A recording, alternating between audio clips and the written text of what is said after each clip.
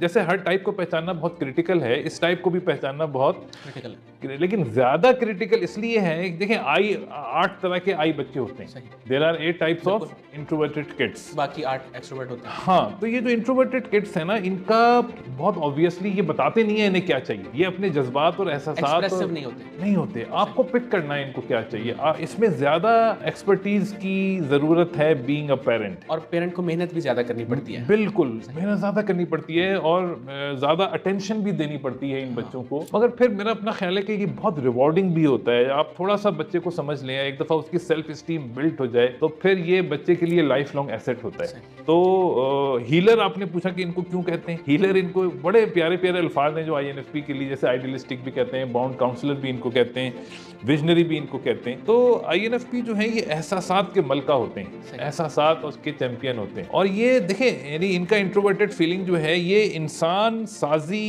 के फार्मूले डेवलप करते हैं, इंसान साजी के फार्मूले कि इंसान को कैसे डेवलप किया जाए कि वो अपने मकसद को हासिल कर ले। सही। इंसान को कैसे डेवलप किया जाए कि वो अपने मकसद को हासिल करे। हाँ, ये जो कैसे वाला काम है ना, फार्मूला बनाना है, जो काम अल्लामा इकबाल ने किया, टीचिंग, काउंसलिंग। देखिए INFP आर 1-to-1 टीचर, ये टीचिंग भी करते हैं, they teach but they love to be on 1-on-1 communication, counselling. हाँ, मगर इनका जो की है ना, जिसकी वजह से इन्हें हीलर कहते हैं, वो माशरे को ऑब्जर्व करते हैं और माशरे के प्रॉब्लम्स की इखलाकी वजूहात को समझते हैं और माशरे को मोटिवेट करते हैं कि भाई इन इक़दार को अपना लो वरना तबाह हो जाओगे। जो मिसिंग इक़दार हैं माशरे में, देखिए माशरे में 2 चीज़ें चाहिए होती हैं, किसी भी सिस्टम को चलाने के लिए 2 चीज़ें चाहिए, एक कानून और एक इखलाक। कानून भी नहीं होगा तो भी नहीं चलेगा माशरा, और इखलाक नहीं होगा तो भी नहीं चलेगा माशरा, है ना। वो एक गज़ल है किसकी कि जंगल का भी एक कानून होता है, जंगल में जानवर रहते हैं लेकिन वहाँ का भी एक कानून होता है, एक उनका इखलाक होता है, यानी जानवरों का भी एक इखलाक होता है, तो इंसानों का तो फिर इखलाक है।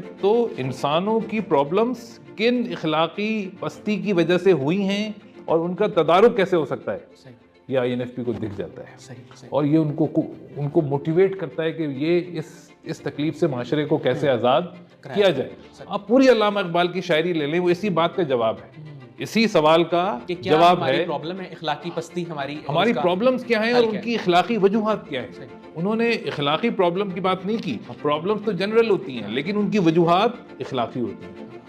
वो उन्होंने पूरी शायरी में आप देखें, उन्होंने मोटिवेट किया है लोगों को कि मोहम्मद से वफा तूने तो हम तेरे हैं इन तुंदो तेज हवाओं से ना घबराए उकाब। मकसद ये कहने का कि ये अल्लामा इकबाल की शायरी, अगर आपने किसी INFP के दिल को समझना हो, INFP को समझना हो कि what they are designed for, तो Allama Iqbal is the best.